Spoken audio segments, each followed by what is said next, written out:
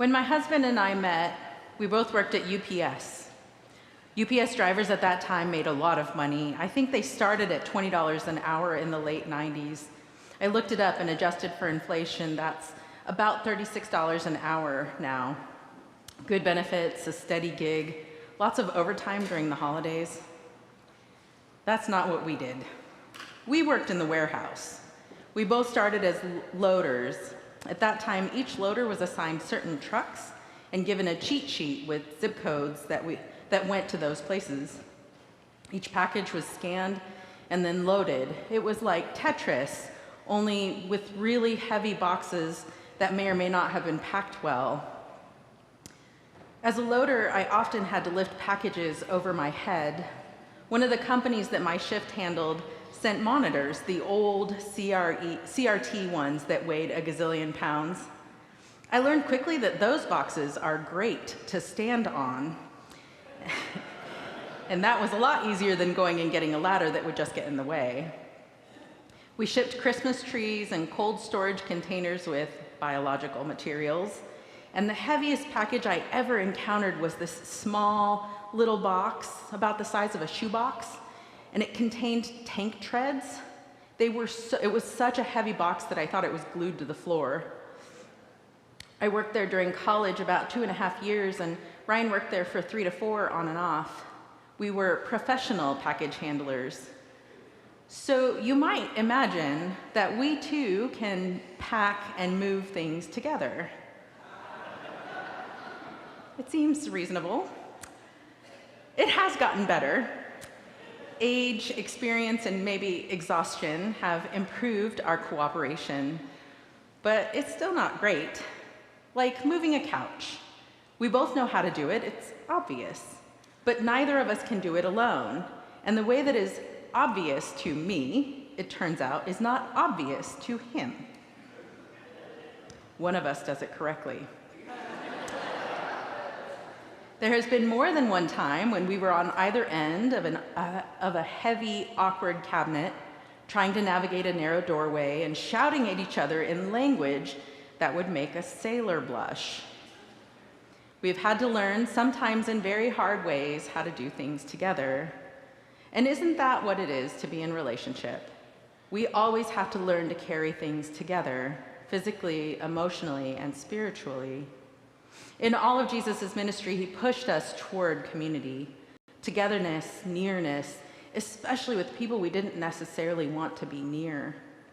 Eating and drinking and cracking jokes, Jesus softened people to level their differences. And for that, he was criticized, and criticized by the same people who said John the Baptist was too harsh. In today's gospel, we catch Jesus irritated. He says that this generation is like children, whining that others don't do what they want them to do. We played the flute for you, and you did not dance. We wailed, and you did not mourn. He goes on, for John came neither eating nor drinking, and they say he has a demon. The Son of Man came eating and drinking, and they say, look, a glutton and a drunkard, a friend of tax collectors and sinners. There's no winning. People don't like John the Baptist because he's not nice enough, and they don't like Jesus because he's too nice. John is challenging, Jesus is too easy. No one knows what they want, they just know what they don't want. They're too caught up in their own stuff to be inspired by music or moved by tears. They put one foot in front of the other, unengaged except to complain. Unengaged except to complain. I hate it when scripture sneaks up on me like that. One foot in front of the other, unengaged, complaining. You know, I'm busy. Life is a lot right now. I have all the things. I have work and emails and kids. And if I didn't keep pushing on, well, I don't know what. But it seems like it would be disastrous if I stopped. So excuse me if I'm not engaged with all the things around me, but while I've got you here, while I'm in the pulpit, can we talk about tipping? What's happening with tipping? I used to know how to do this, and now the drive-thru asks for a tip. And don't get me started about guns and Americans and mass shootings. I have at least 3 sermons worth there.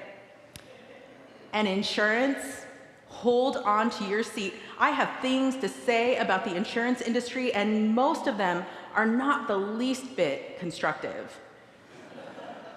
And oh my gosh, I'm trying to sell my house this week, and this week, my neighbor decided to put his car up on these big red blocks so he could work on the engine. Right before there was an open house in my house. Oh my gosh. One foot in front of the other, unengaged, complaining, and tired, so tired. And to us, the spent, the exhausted, the complainers, Jesus offers, "Come to me, all you that are weary and are carrying heavy burdens, and I will give you rest." Whew, I need to hear that this week. In our Book of Common Prayer, there are prayers for different parts of the day, morning and noonday and evening prayers, devotions for morning, noon, evening, and at the close of the day, and Compline, which is a service for bedtime prayers. These verses from Matthew are there in Compline because at the end of the day, when my shoulders are sagging and my eyelids are heavy, the thought of someone taking my heavy burden so that I can rest is about the most soothing thing that anyone can offer. But that's not all Jesus has to say here. His invitation to rest is followed by a call to a different kind of work. "Take my yoke upon you and learn from me, for I am gentle and humble in heart, and you will find rest for your souls, for my yoke is easy and my burden is light." It's also soothing when plucked out of context, but Jesus says this in the midst of irritation at those around him. Here are these people wasting time and energy on the wrong things. They read scripture and make sacrifice, but don't take care of the poor, the elderly, the widows, and the orphans. When prophets come, over and over they are maligned the way that John the Baptist and Jesus are. They are called demons or gluttons or drunkards, defamed and discarded so that people don't have to face their own sin. I could have had a variety of reactions to my neighbor with the broke-down car, and many of them are kind, thoughtful, encouraging, and loving. My reaction when I got home last night was embarrassingly none of those. "We wailed and you did not mourn," Jesus said, but it doesn't have to be that way. Jesus is offering to share his yoke with us, and he's talking about the kind of yoke that goes over 2 oxen. An oxen is a powerful animal. I read that one can pull 5,000 pounds, and that 2 together can pull 15,000 pounds. We together are more than just 1 plus 1. Jesus offers the truth, gives clarity about what is most important, which, lucky for us, includes eating and drinking and making jokes together. He builds relationships and cares for those around him, especially those who have been cast aside. It's not complicated, but it also isn't easy. It's easy to imagine how a metaphorical yoke could become the strap in a 3-legged race, with one determined pink-faced child dragging their fallen partner behind them in an over-eager sprint to the finish. Jesus shares his yoke with us so that when it is time, we can share the yoke with someone who needs our strength without dragging them behind us. Nothing about that is easy. In fact, it's tempting to simply do things alone because it's less complicated than explaining and empathizing and working out a solution that is good for everyone and not just expedient for me. Over the years, my husband and I have gotten better at moving. We work together really well for the most part, but furniture is still a challenge. What has changed over the years is that we have learned the importance of communication. Before we even pick up the couch, we make a plan and talk about it for longer than seems necessary with more direction. There needs to be accommodation for ability. If one person has a back injury or isn't as physically strong or has a terrible habit of giggling when things are going wrong. These are things that there must be understanding about before one and one's partner are wrestling a sleeper sofa in a hairpin stairwell.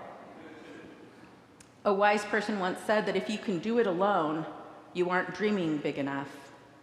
Jesus is giving us the biggest dream, a world in which we treat each other as beloved of God, where we celebrate and weep together, where the rhythm of our hearts complement each other, where a broken down car evokes empathy and assistance, not irritation and judgment. Jesus offers you and me his yoke to share with him and to share with each other. He isn't taking over our job, he's giving us a totally different mission altogether. He shows us what is nonsense so that we can set it aside and reorients us to the work that will lift our hearts, to be together, to engage, to carry the yoke with each other is the work of being Christian.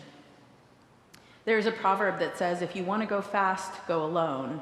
If you want to go far, go together. Having been given to each other, we are equipped to do the work that Jesus did. It will take experience and practice and communication. It will mean accommodating different abilities, even some that seem inappropriate for the moment. It means caring for the most vulnerable, feeding the hungry, clothing the naked, freeing the imprisoned, housing the unhoused. Figuratively, sure, but also literally. Jesus was irritated with the complainers back then, and I suspect he still is today. He showed us how to do it. He was present, ate with people, joked with them. He saw people's true realities, and he held the hands and hearts of those who were suffering. He does still, and he calls us to as well. Take my yoke upon you and learn from me, for I am gentle and humble in heart, and you will find rest for your souls. For my yoke is easy and my burden is light.